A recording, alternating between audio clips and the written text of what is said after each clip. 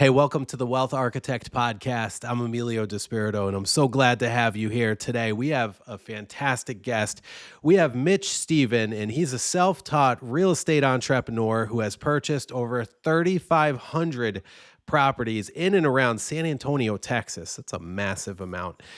He is a book author of the acclaimed My Life in 1,000 Houses, The Art of Owner Financing. And Mitch specializes in owner financing strategies that generate cash flow without the hassles of landlording. He's got quite the take. You really got to tune into this. Or rehabbing properties. His expertise is raising capital, private capital, and executing nothing down deals that have made him a sought-after mentor and speaker in the real estate investing community. So through his books, coaching programs, and 1000houses.com platform, Mitch shares his wealth of knowledge to help others achieve financial freedom in real estate. So the topic today with Mr. Mitch Stephen is creating wealth through seller financing. And Mitch offers his private lenders clear, secure terms with strong collateral and consistent returns, giving their idle money a purpose. That's why they say yes. And it's also the backbone of his seller financing strategy, because without long-term funding, seller financing does not work. All right, so that's a lot to unpack. Mitch, I'm so glad to have you here. Thanks for joining us. Thanks, Emilio. It's been a while since I've been on your show, so I'm glad to be back. You're welcome. It's been a lot of changes in those in the time that last time I was on, but it's just like any other business. You got to keep morphing, and then life keeps happening. So you got to keep adjusting your life, and you got to keep adjusting your business. So that's right, Mitch. I mean, since we spoke, you probably put about 2,500 more homes in contract and put together some really fantastic deals. I've got several questions for you, Mitch. I want to give the listeners a quick background of this whole thing, of your philosophy here, and why it works. And what I want to kind of tackle is buy it ugly, sell it as is with financing. Okay. So this is a complete different take for our listeners than flipping properties. Okay. So tune in, grab a notepad, grab a pen, and definitely take some notes here. So Mitch, for someone hearing about seller financing for the first time, can you break it down in plain English? What exactly is it, and why is it such a powerful wealth building tool? Okay, so seller financing is really just pretty much what it says. I have a property that I bought, and I'm going to sell it to someone, but they're not going to have the cash in their back pocket, or they're not going to have to go out and find a loan themselves. I'm going to finance them on 30 years at 10% interest this property, if they have it, if I like them, and if they can come up with a down payment that I feel is reasonable. Most of the people I sell my houses to don't have great credit. They may not have any credit.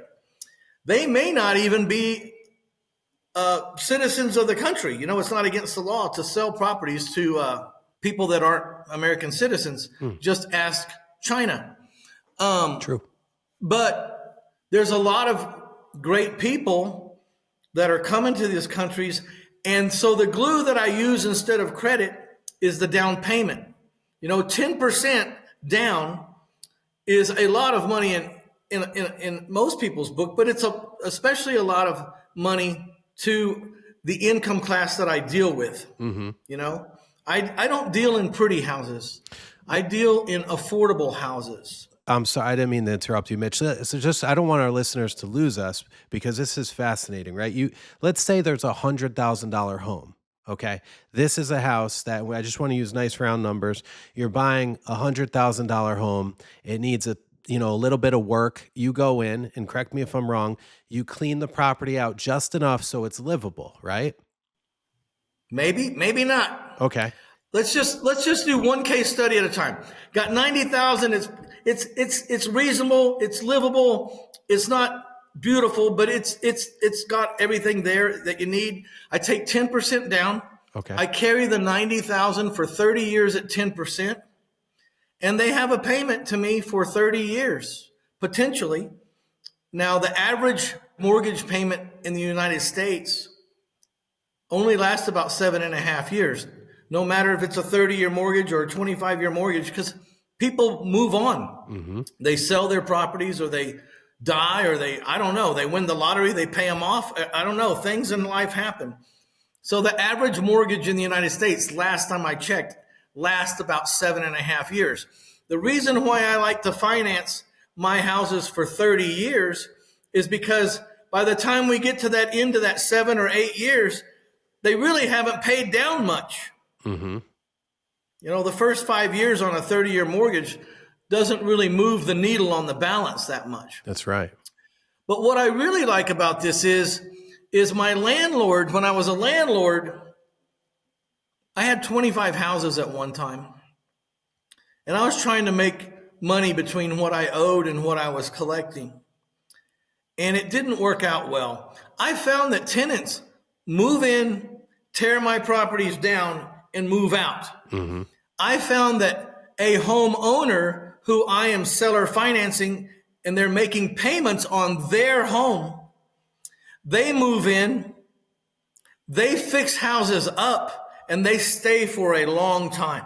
And that's quite a dichotomy. And also, when that air conditioner goes bad with my seller financing, it's not my air conditioner. I sold them the house. I sold them the air conditioner. And quite frankly, I could sell them a house with a 2-foot hole in the roof, you know, Mm-hmm.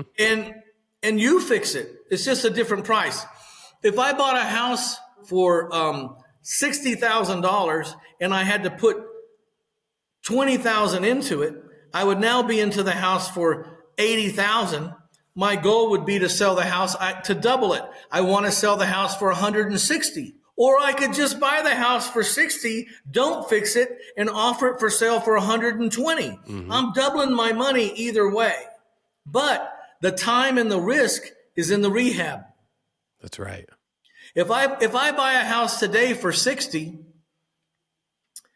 and I'm going to sell or finance it as is with the hole in the roof, then I've bought it at 8 a.m. It's for sale by noon. And during COVID, I had 4 days on the market. I didn't even put signs in my front yard. I had a Facebook business page that had 13,000 followers. Wow. And people that needed seller financing to own a home were following me. Makes sense. I would just post the pictures and the stats of the house up on my Facebook business page.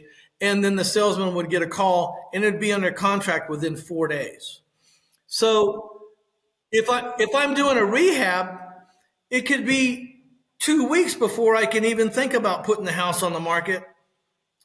You know, a lot of rehabs go over budget. I've been doing this for 30 years. Yeah. I don't think I've ever come in on budget on a rehab in my life. And I'm good. Not doing a rehab just speeds everything up. Now, if you want to know how it really works in my business, let's say on any given day I have 15 houses in my inventory. My crew can work on about 4 at a time. That means there's 11 that are for sale as is. Mm-hmm.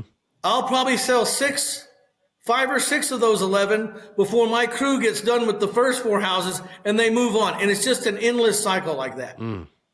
Now, the properties that I sell as is, I'm a little more likely to get them back because people will bite off a little more than they can chew. They'll go in to want to do a rehab and they'll get partway through it and say, this is too much for me. Mm-hmm.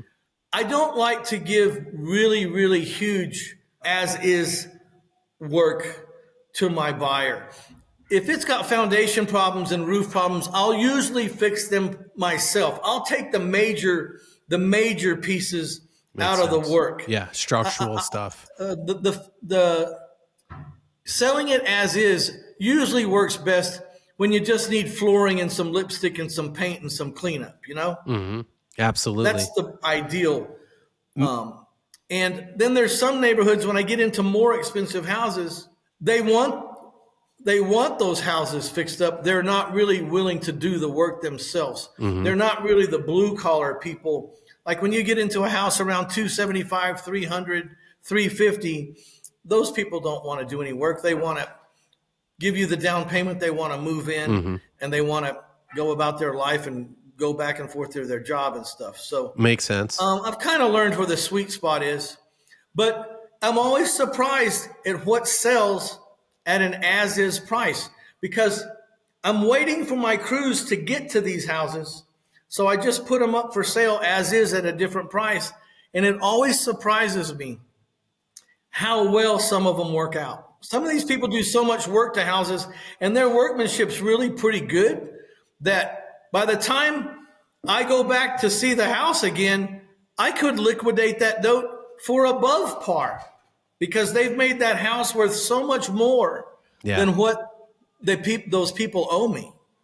Absolutely. Hey, Mitch, I know our listeners are probably wondering, where are you finding these houses? Because it sounds like you're moving volume, you're moving a lot of them. How are you finding these homes?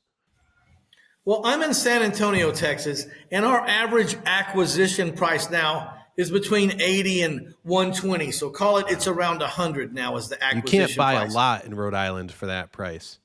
Right, but you can buy lots. You can buy lots in San Antonio for 25 to 30 to 35,000, and owner finance them for 70 or 80. You know what I mean? Yeah, it's amazing. My other favorite is mobile homes and land. Okay. I've made way more money off of mobile homes and land than I've ever made off of stick-built houses. Huh. And the reason is, mobile homes, nobody wants to finance a mobile home. No institutions want to finance a mobile home. True. Especially if it's an older mobile home, or if it's been moved a couple of times. If it's been moved from the dealership to the lot, it might still be financeable if it's not too old. If it's been moved from that lot to another lot anytime in its life, it's unfinanceable, at least in the state of Texas. Yeah. So that means the people that buy a mobile home in a lot got to bring cash. And we all know that cash prices are the lowest prices, right? Mm-hmm. So I can buy a mobile home and land for 50, 60,000, and I can owner finance it for 150, 180,000 the next day. It's crazy. Or maybe, go do some cleanup. I mean, if it doesn't take that much to spit shine the thing a little bit, we send some people over there and take the broken down car out of the yard or whatever. I mean, clean it up, mow the yard, get it presentable, but you don't have to fix things up to the nth degree. Some people prefer the lower payment, and they'll do the work. You know what I mean? They'll fix the problems over time. A lot of these people work in the trades. Sheetrock to them is not a problem. That's what they do every day for their life. Putting on a new roof is not a problem for them. That's what they do, or that's what their uncle does. So, nope, makes sense. I love it. And if they could save a few $1,000s for you, it's a long-term thing, right? So interest really on $2,000, $3,000, $4,000, $5,000 over the course of 30 years is really not that much of a hit for you, the investor. So I'm borrowing 100% from my private lenders. I never borrow over 65% of what I can sell or finance the house for. And I average only borrowing 58%. This is why my private lenders loan me money. They have a large margin if they ever had to take the property back. There's a lot of room. Oh, sure. A lot of room. I'm borrowing that money on a 15-year AM with a 10-year balloon or a 7-year balloon, but the least I can have the money is 5 years. So the shortest amount of time I want with the money is a 15-year amortization with a 5-year balloon. Then I'm selling the house. My goal, I don't always hit my goal, but my goal is to owner finance the house for double. Okay. And put it on, and they pay me on 30 years at 10%. Now, the formula used to work really great about a year and a half or so, or 2 years ago, when I could borrow my private money at 8% and I was financing at 10%. So I was making 2% off my borrowed money. Love it. But as we all know, the interest rates as of 2025 are a little higher than they were back in 2023. Sure. So I needed more money faster. So the only way I can really pick up more money faster and have it for longer is to offer a little higher rate. And I made a lot of money at 10 and 12% in my life. 8% was a gravy train. It was a really good time. Oh, And so I absolutely. was making 2% on the borrowed money, and I was making the whole 10% on the spread. Right now, I'm just breaking even on my borrowed money, and I'm making my money on the spread. But I'm also picking up a 10% down payment plus 2.5% closing costs. Yep. So these people have some glue. They got some skin in the game. Okay. And these people are not walking away from these houses easily. $100,000 house, 10% and 2.5% closing costs is $12,500. This is not chump change to these people. No, no, Okay. not at all. And if you're some wholesalers out there, make sure you get yourself a bag or a trash can pulled up next to you, because I'm going to tell you something here that'll make you throw up. Oh, You know, that 10% down payment is kind of representative of your wholesale fee. And when you wholesale something, you're done. Well, I just did I got a wholesale fee for this house, $10,000, yep. really quick.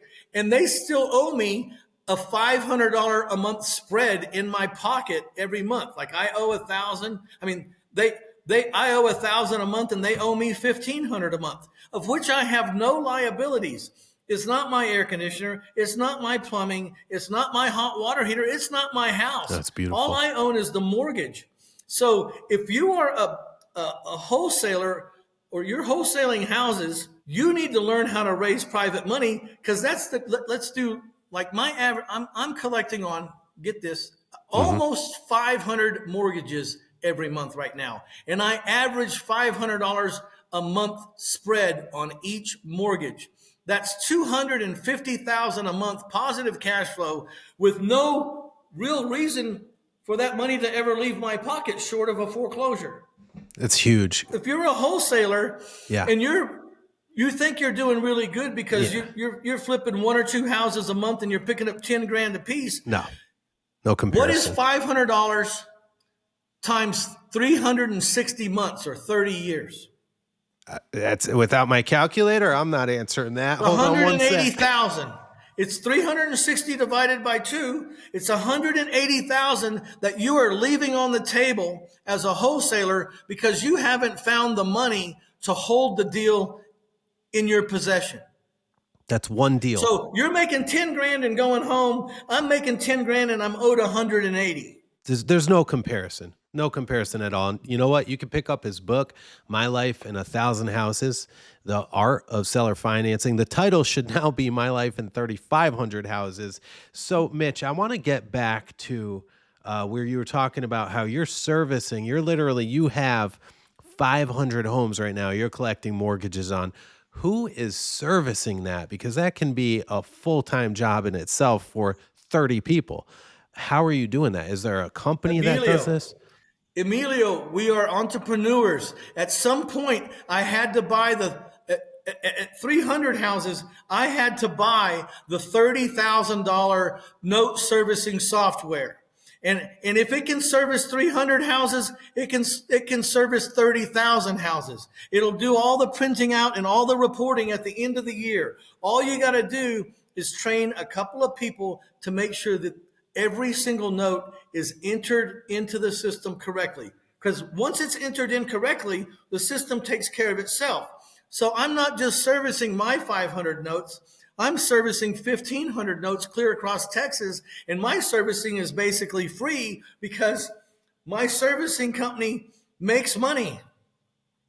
That's amazing. And get this, as if that wasn't good enough, when I seller finance my house, my buyer has to make in his payment principal, interest, taxes, insurance, and servicing. I don't just collect PITI, I collect PITIS. My buyer is paying for the servicing fee for my company, $35 a month. And that covers your nut over there with probably some profit. Yeah, so now my note servicing company makes $500,000 a year profit. That's insane. I mean, it's a good insane. So, well, how about that? How do we plug into your note servicing business? Is that available for, let's just say, if we have somebody listening in California or somebody in Alaska? We're registered we do business in a couple of states. The main state we do it is in Texas because they have the least requirements and the least rigmarole. Mm, We might be doing Alabama, I think. I'd have to talk to them. But it's just one of those things that we did out of necessity because there's really no in-between note servicing company. sure. There's really light ones, and then there's the ones that really get it done. There's nothing in the middle. And when you have Fascinating. 300 houses and you got to report to 300 homeowners how much insurance they paid, and I got to report to 300 private lenders how much interest they collected, and have to do all that by hand, it was paralyzing me for the last 3 months of every year. I was paralyzed at my office. Yeah. Yeah. That's And sending out, I don't know, 1099s or WK1s or elemental PQs. I don't know what they send out, but they have it figured out. I sent them all to school to make sure that we would conform to all the state and federal regulations and that we get our business done in a timely fashion. You have generated a massive passive income machine, Mitch, like I have not heard anywhere else. Okay. Like this is so brilliant. And obviously, if you're listening in different places, you have to know your local laws and regulations and this and that, right? You're going to want to talk with an attorney, but you have literally cracked the code to this and you have built this system. And if you're listening, you could check it out at 1000. Is it 1000houses.com? Yes. Okay. So 1000, the number houses.com. Check that out. Go ahead and link up with Mitch. But Mitch, let's talk about tax strategy, right? So what is the difference if you're going to go ahead and take this passive interest income versus paying income on capital gains for flipping? Is there a big difference there in how much extra money you get to put in your pocket? Yeah, you stretch out the taxes over the years, but here's the thing. I buy houses and sell them with seller financing with none of my money. I don't have, in those 500 mortgages, I don't have $1 of my money in them. Mm-hmm. I take my money and I buy storage facilities or warehouses or something I can depreciate. This is the two arguments against seller financing. The number one argument is, wow, you're losing all that depreciation because it's not your house. Mm. You're just getting interest income. I say, okay. And I'm also getting the return of my equity. So I'm getting principal. I'm getting some principal return to me, and I'm getting my equity returned to me. And some of that principal is profit. The biggest argument is people go, well, you've just lost all the appreciation over the years. When you sold that house on payments, you don't get any more appreciation. That's not your house anymore. Mm-hmm. And I look at the guy and say, I bought the house for 80 and I sold it for 160 in 30 days or less. How much depreciation do you guys look for? Do you want to annualize that? That's just in 30 days. That's not in a year. I doubled my money in a year. In 30 days. If you want to annualize that, it's into the thousands of percent. So I always laugh at the people that say you're losing appreciation because it's an idiotic statement when I bought something for 60 and sold it for 120. Yeah. You're so entrepreneurial. You think so far outside of the box. I don't know a lot of people that could have come up with this system, or actually, I don't know anybody else that could have come up with this system. Were you misunderstood as a child, like in school, where the teacher's like always frustrated with you? Were you daydreaming? Tell us a little bit about growing up. I didn't test well.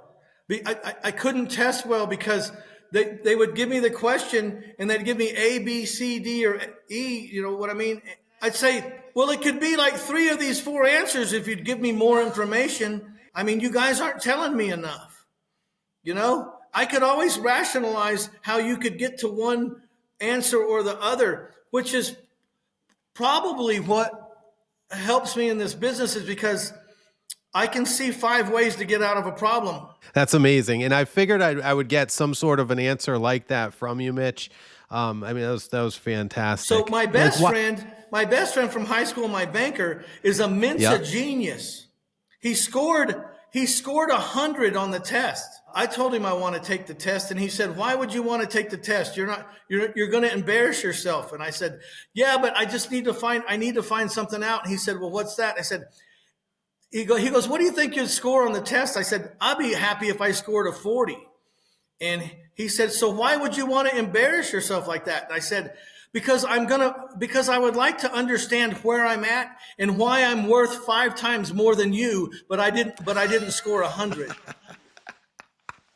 I love that. And you know what? Whoever's listening to this, you should be taking notes, especially if you're a young entrepreneur and you've been doubted your whole life and people are telling you you can't do this. You're an F student, you're a D student, C student, or whatever kind of number system they have now. It doesn't matter. If you know how to talk to people, if you know how to put different puzzle pieces together by thinking creative, you can make it happen. Mitch is a perfect example of that because he's probably one of the most intelligent people we know because he thinks outside of the box, which is wonderful. Mitch, I've got one other question for you, for our listeners. If you wanted to go ahead, like you, our listeners, were listening, and you wanted to go ahead and start this, they want to take the leap into seller financing, what is the very first step that they could take today to start building wealth through the art of seller financing? Man, there's a lot of first places to start, but one is you get everything free on the topic you can get and you start absorbing it. And then you start trying to figure out, who do you believe in the most, who's exercising this strategy, and who do you feel the most comfortable with? And is this exactly the strategy that you want to do? And if you've gotten all the free stuff you can get, and then you've bought maybe some small inexpensive courses or something, then it's time to drill down and just get a coach that is already doing what you want to do. And that doesn't mean my strategy, or it could be anyone's strategy. Every strategy works. Hell, apartment complexes work. I hate apartment complexes. That doesn't mean they don't work. You know what I mean? What strategy fits for you and your personality and your surroundings?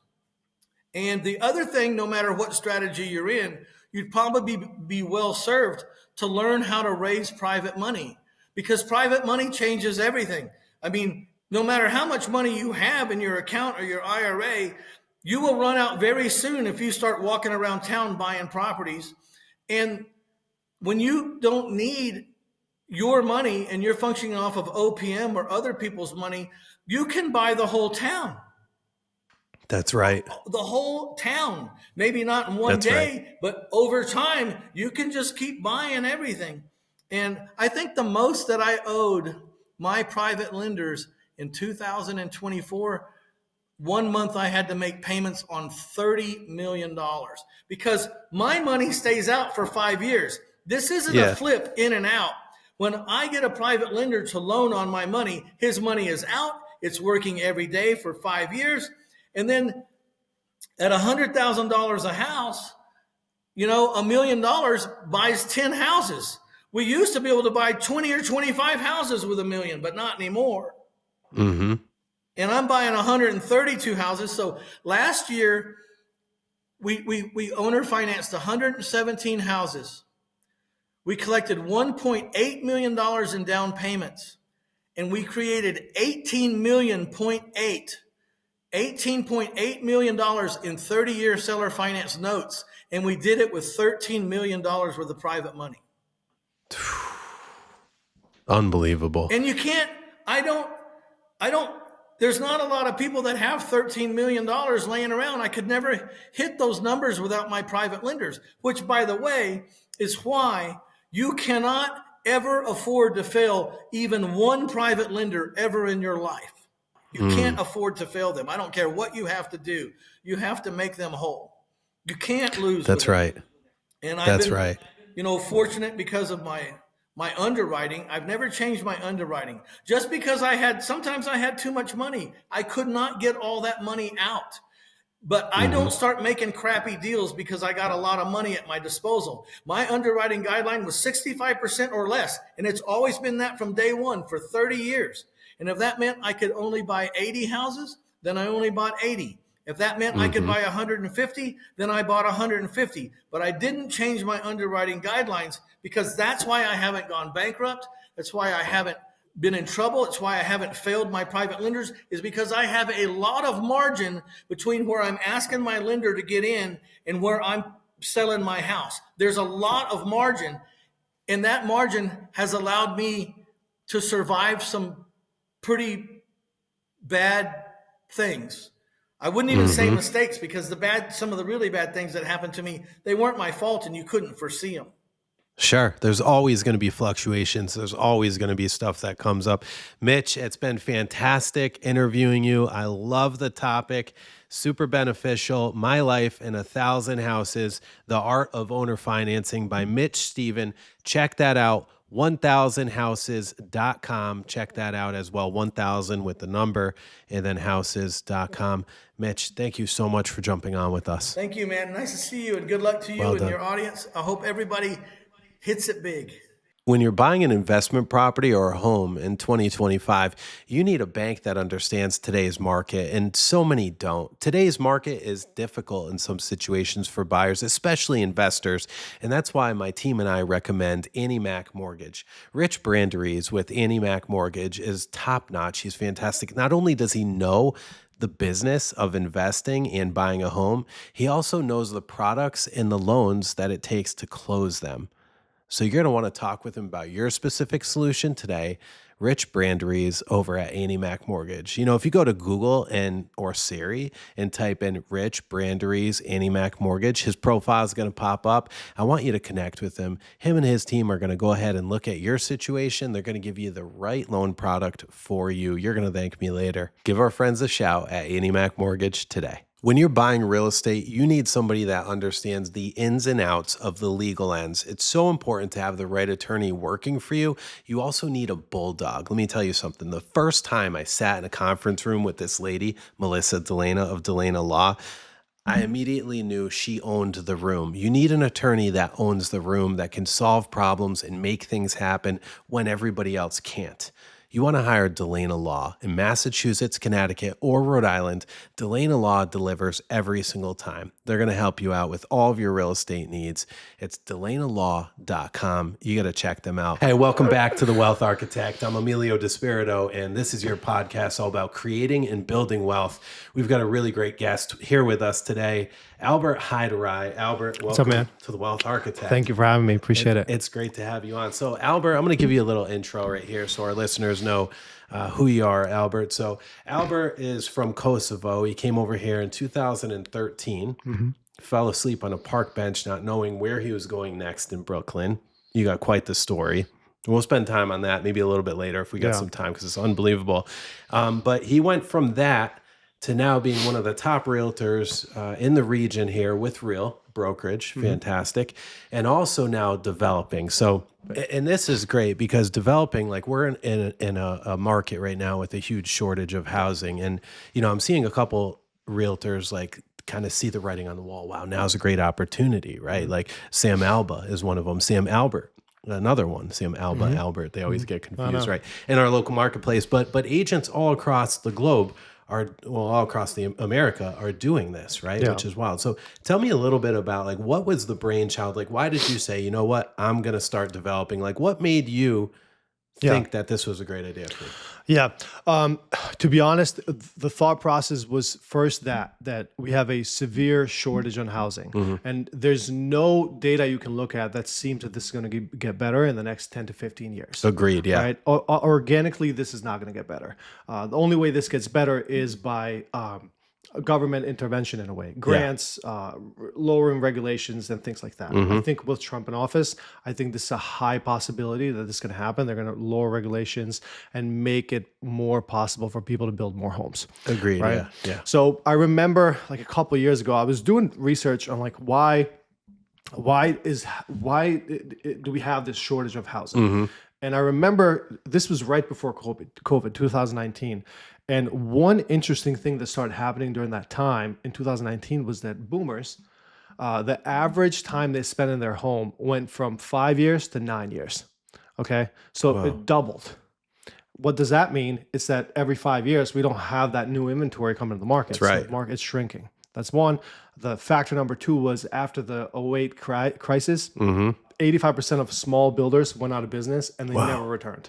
Wow. So we never caught up with the demand. Now you have the millennial generation that are aggressively buying property, as you know. So these were things that I always had in the back of my mind since 2019. I wasn't ready. I wasn't educated enough. I didn't really understand the market. And then last year, I got an opportunity to develop one property. So I did that. It went really well. And then as I was doing that, the person I partnered with brought a bigger opportunity to me and said, hey, Full development. Yeah, a full actual development, $1 million properties. And it was a really big undertaking, right? It's huge.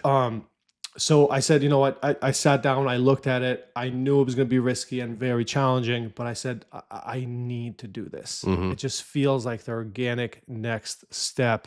And if I really believe in what I do, which is I do believe that we need housing. Yeah. I do believe that this is the key to for the middle class to stay strong and continue to grow. I said, I need to do this. Where did you trip up? Like if somebody is watching this and they're working on their first development, okay, and they're saying, look, you know what? All right, that's great information. But where did you trip up where you can tell somebody, hey, you know what? Don't do this. Don't trip over this. Good question. This is what I've learned that I will apply for the rest of my life whenever I do these. Love it. Love these. So this is literally what I've learned. The first 3 months of this process are the make or break of the whole deal. First 3 months. The first 3 months. Interesting. Right? Why? So it doesn't matter if you have 6 lots, if you have 100 lots, if you have 200 lots. The first 3 months are crucially important because, and I'll be honest, we weren't able to successfully execute the first 3 months because there were a lot of moving pieces. But now that I know, I rather would have slowed down the closing for another 2 months until I get all my ducks in a row and then get the process going. So here's what I mean. Get the septic design done. Before you close. Before you close. Decide on, designed, not fully approved, just get it designed before you close. Okay. Decide on the house you're going to build before you close. Get quotes from contractors on that house you're going to build before you close. Or as soon as possible right after you close, right? Once you get all these things tighter, let's say, in the first month, now it's much easier for you to go to the town and start the approval process, right? Got it. Here you go. Here's everything. Yeah, that's what it is. You just go on a silver platter, and then you see a lot of contractors or a lot of builders will complain, oh, the town of Seekonk is tough to deal with. They're not really tough to deal with. You just don't want to do it their way, which is they want everything on a silver platter. And it's also better for you if you were determined to do everything and put everything right up front. Yeah. So that would have saved me probably like 4 months of time and That's aggravation. great advice. Yeah. And picking the plans right away is super important in my opinion. Follow the town process. Yes. Yeah. Wow. Just go to the town first before you start. Be like, hey, what do we need? Like, what do we need to do to get the approvals? And every town has a sheet with every step that you need, and then just follow that. Just do that, and that's it. You're done. Albert, one of the things I noticed, right, developing is every town, every city, they have different standards, different process in which how you submit the survey, how you submit for approvals, depending on the zoning area. And there's different challenges with that alone, right? There's a lot of red tape, especially here in New England. We don't have a ton of land left. And I would imagine parts around the country, maybe parts of California, are probably difficult to build in. What would you do as far as like, what advice would you give somebody to, they want to get started developing, they're feeling lost. Is there anybody that can consult them or help them? Who is that? It's a combination of things. The first, I was going to go a different direction, but if you go the consulting route, the best thing I've found is bring people into the deal, cut them a small piece of the deal, but get somebody who's super experienced. Like they know what they're doing. Maybe, they're older, they've been doing this for 30 years, but they know everything there is to be. So smart. You know what I mean? You'll make that money back. Yeah, you'll make it back, but even if you don't make it back, it's the amount of time it's going to take you to learn certain things. And when you're building $1 million or a $1.2 million home, you really don't want to call your client and be like, "Oh yeah, we made a mistake on the layout." Like, Whoops. You can't, you know what I mean? You can't just do that. Tear it down, start again. Exactly right. And that's the other thing. Like one mistake can cost you $50,000. Yeah, that's right. something that I still like pay attention to every day now because when we sell houses, a mistake, the worst it can cost you as a real estate agent, you lose the commission, right? And then you can relist the house or whatever, and you can go back under contract or delays, right? But in this side, if you miscalculate something, $50,000 gone, $100,000 gone. So you want to be extremely careful. Six in that houses. end. Yeah. 6 houses. That could be 600,000, Exactly. 6 million gone. Exactly. Yeah. So now you have 6 homes you're building in this subdivision that you have that you own. Are you doing one at a time and then funding the next with that? Or are you doing 2 and then funding the next 2? Or how exactly are you splitting that up so that can be affordable? Because I mean, building homes, Yeah. $1 million homes is not cheap, and you need a lot of liquid capital to do this. Yeah. So we're doing it 2 ways. We have certain lots where we have buyers who go through a local credit union. They get approved. They purchase the lot from us, and then they grab a loan, new construction loan from the bank, and then we go in a draw system with the bank, and then that's what we use to fund it. It's key. I mean, it's The bank is perfect- financing this yeah, for you. They literally. I mean, next week I'm just going to send the progress, and they just release the next seed of funding, right? The other side is, if you can use lending, like hard money loans and things like that. If you have those connections, those work also. It's just that you're right, like you're paying the interest. And it's really important to have the right relationships on that, because I don't know, I've done a deal before with, I'm not going to name the lender, but I mean, it was like dealing with Bank of America. We had a 2-month delay on the project, and they wanted payment every month. And then they hit me with a late month fee, right? Like, I'm like, what? It's where they make their money on those little things. Right? Yeah. But they like kept hounding for a payment. I said, hey, we just need a month. It's just a delay, a real estate transaction, right? So there's different ways you can structure it. And when you're doing these kinds of deals that is kind of outside of the MLS Association of Realtors rules and regulations, you have more room for creativity. Sure, the risk is higher, but you can structure deals to be more beneficial for all parties. So you can structure a deal where you don't pay the mortgage every month. You pay it in the end. It's going to be the same thing With the bank, you mean? bank, right? With the bank or the hard money. It's just depending on how you structure it. Still risky. It's not a not risky situation, but there's just different options. I love that. Creativity is where it's all at. And that's where the money is made, really, when you can be within the constraints of the law, obviously, and of ethics and all of that, and get it done. That's where it's at, because very few people are playing there. You mentioned something, Albert, which I thought was amazing, and I want to definitely hone in and zero in on this, because this could make you tens of thousands, if not hundreds of thousands, if not millions of dollars over time. And that's by using OPM, using other people's money, but not lenders. You're having the buyers coming in and they're using their banks, and they're mortgaging the costs of the build, which takes the interest payments, which you would be paying a lender, which could be anywhere from 10 to 14% plus 2 to 3 points up front. That turns into tens of thousands of dollars on millions of dollars of real estate. Yeah. That was a huge tip there, and I really wanted to highlight that. Yeah. Thank you. That is the ideal situation. It's not easy to get those kinds of buyers. Also, what I'm learning is really it's mostly boomers. Usually people have done this before type thing. Yeah. But, I have like a lot of, younger people like my age looking to build a home. And then once I explain the process of what that looks like, if you want a design home, right? Once I explain that process, you see they freak out. They're like, oh, wait, we're going to be, yeah, well, how do you want me to build a design home for you with like our cost? And then what's in it for you? Like you put a $5,000 deposit, then he needs skin in the game. If you want like black floors, what am I gonna do with that now? Yeah, nothing. So it's the best thing. You deal with the bank, they get approved. It's just very smooth, very clean. The only downside on that is that you're dealing with buyers who are building a house for themselves. So very needy. Delays, very needy. Oh, we want this color window and this color window. People chirping in your ear nonstop, complaining. So it's all about setting the expectations up front. And that in itself is a whole nother separate podcast. Absolutely. There's a lot to unpack here, and there's no easy, quick way to develop properties. It takes kahunas. It really does. It takes big, giant balls. Oh, okay. Okay. to develop properties. And it really does, because you have to have a vision. Before we cut, I want to ask you another question. All right. You said you physically went down to the lot and you were watching everybody do the work, but I want to talk about that first time you, Albert Hajdaraj, an immigrant from Kosovo, right? You came here in 2013 with big vision, the American dream in your heart. Okay. Yeah.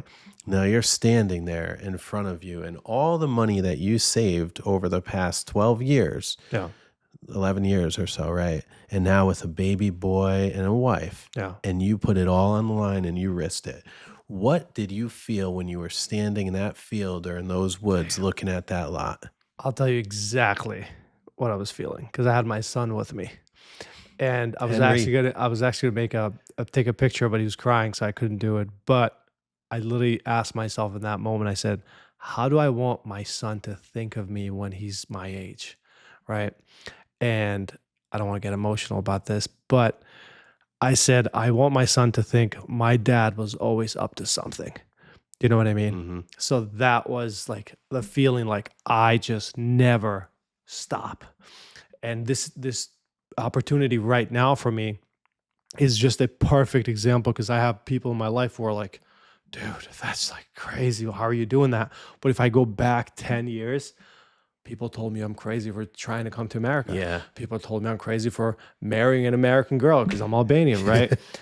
People told me I'm crazy for moving to Massachusetts from New York. People told me I'm crazy for getting into real estate, right? Yeah. So all these things I've learned that it's just, that's who I am. And I have to keep myself in that, just that grind mentality. And you say about the savings and going all in on something, that's very stressful. And you know that better than I do. But the feeling of liberation and confidence you gain from making a decision like that, that's when you realize when you're walking around and you see certain people who are just more quiet and they have kind of like a presence about them. You're like, oh yeah, that person is heavily invested into a lot of things. They don't have a lot of energy to give in like a outlandish type way. And I kind of became that person. I'm just like, I have too many things going in my head. Like I have to decide where I'm spending my time and my energy.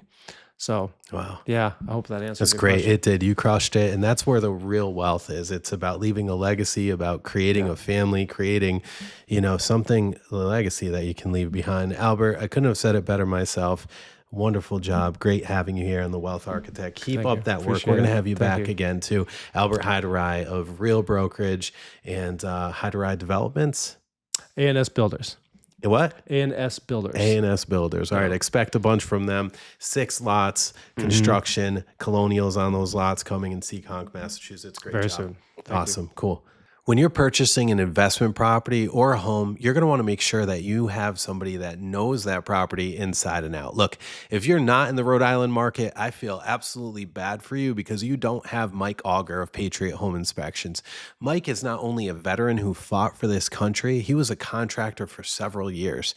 He was the first home inspector that I used, and now he is one of the only home inspectors that I recommend. Look, if he's busy or can't make a home inspection, then I'll go to the other guys. He's always my first choice.